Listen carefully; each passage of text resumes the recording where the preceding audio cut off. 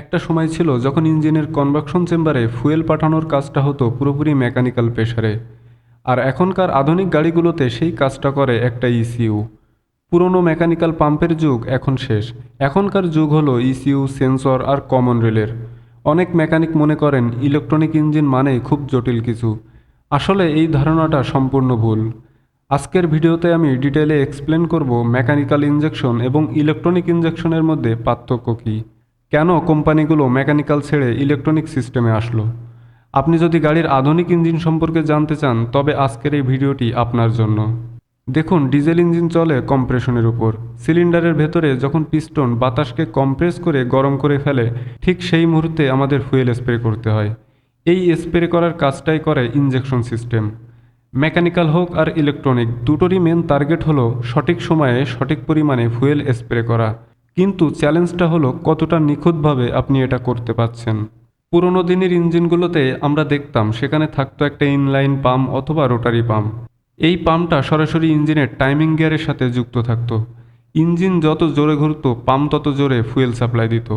এখানে পুরোটাই নির্ভর করত ফুয়েলের প্রেশারের উপর। যখন পাম্পের প্রেশার ইঞ্জেক্টরের নজলের স্প্রিংয়ের চেয়ে বেশি হতো তখনই ইঞ্জেক্টর ওপেন হয়ে ফুয়েল স্প্রে হতো। এখানে ইলেকট্রনিক্স কোনো কিছু ছিল না, পুরোটাই ছিল মেকানিক্যাল লিঙ্কেজের কাজ। মেকানিক্যাল সিস্টেমে একটা বড় সমস্যা হলো ফিক্সড টাইমিং। ইঞ্জিন স্লো চলুক বা ফাস্ট, পাম্প তার টাইমিং অনুযায়ী ইঞ্জেকশন করবে। এতে ফুয়েল কনজাকশন অনেক বেশি হতো, অনেক বেশি কালো ধোঁয়া বের হতো এবং ইঞ্জিনে অনেক বেশি ডেটোনেশন হতো। সহজ কথায় এই সিস্টেমটা অনেকটা অন্ধের মতো কাজ করে। সে বুঝতে পারে না যে তার লোড কতটুকু বা তার টেম্পারেচার কেমন। এবার আসা যাক আধুনিক প্রযুক্তিতে, যাকে আমরা বলি কমন রেল ডাইরেক্ট ইঞ্জেকশন বা সিআইডাই সিস্টেম। এখানে পাম্পের শুধু একটাই কাজ, ফুয়েলকে হাই প্রেসারে একটা কমন পাইপ বা রেলে রিজার্ভ রাখা। ফুয়েল কখন কতটুকু স্প্রে হবে সেটা ফুয়েল পাম্প ঠিক করে না, সেটা ঠিক করে ইঞ্জিনের ব্রেন বা engine control unit.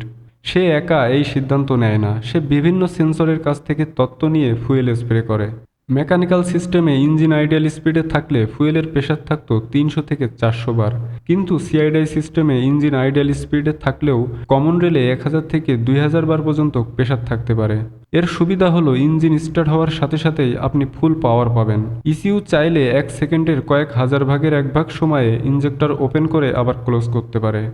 Mechanical pump জানে না আপনি পাহাড়ে উঠছেন নাকি খালি রাস্তায় যাচ্ছেন। কিন্তু ইলেকট্রনিক সিস্টেমে কয়েকটা গুরুত্বপূর্ণ সেন্সর থাকে, যেমন rail pressure sensor, crankshaft position sensor, atmospheric sensor. এই সেন্সরগুলো প্রতি মুহূর্তে ইসিইউকে ডাটা পাঠায়। ইসিইউ সেই ডাটা প্রসেস করে ঠিক করে দেয় ইঞ্জেক্টর কত মিলি সেকেন্ড খোলা থাকবে।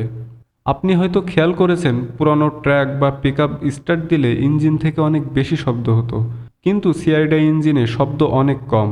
এর কারণ হলো পাইলট ইঞ্জেকশন।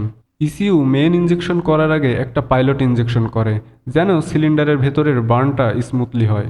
সো আশা করি মেকানিক্যাল এবং ইলেকট্রনিক ইঞ্জেকশন সিস্টেমের পার্থক্যটা আপনার পুরোপুরি ক্লিয়ার। যত দিন যাচ্ছে প্রযুক্তিও পাল্টাচ্ছে। নিজেকে যদি আপডেট না করেন তবে এই প্রফেশনে টিকে থাকা কঠিন হবে। আমাদের চ্যানেলের লক্ষ্যই হলো আপনাকে একজন এক্সপার্ট অটোমোটিভ টেকনিশিয়ান হিসেবে গড়ে তোলা।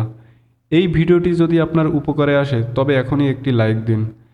আপনার কি মনে হয় মেকানিক্যাল সিস্টেমই ভালো ছিল নাকি নতুন সিআইডিআই সিস্টেম? কমেন্ট করে আমাকে জানান। আর হ্যাঁ, পরবর্তী ভিডিওতে আমি কথা বলবো ইমিউশন সমস্যা কেন হয়। সেই ভিডিওটি যদি মিস না করতে চান তাহলে এখনই চ্যানেলটি সাবস্ক্রাইব করে বেল আইকনটি চেপে রাখুন। আর যদি ফেসবুক থেকে ভিডিওটি দেখে থাকেন তাহলে পেজটি ফলো করে রাখুন।